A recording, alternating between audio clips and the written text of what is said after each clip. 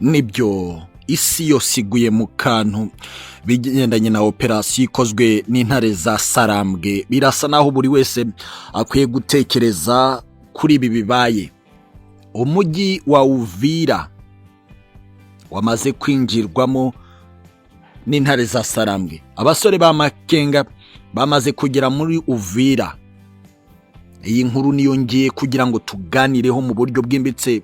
Hari amakuru y'ubutasi yararemere cyane kuyavuga. Iyo operasiyo itaragerwaho byari nko kwica umugambi nyakuri wo kurokora abari muri Uvira bari bamaze gupangirwa na coalition y'igisirikare cya leta ya Congo. Iyi ni inkuru ngiye kubaramburira cyane kuri ya channel yacu nshya. Ni inkuru ikomeye cyane irimo icyo twavuga ko ari amakuru yimbitse cyane. Reba muri comment, urebe comment ya mbere uyikandeho ikwerekeze kuri channel, cyangwa se wandike Iwacu Rwanda bifatanye mu ijambo rimwe urahita utugeraho. Turabakunda cyane. Asantene sana.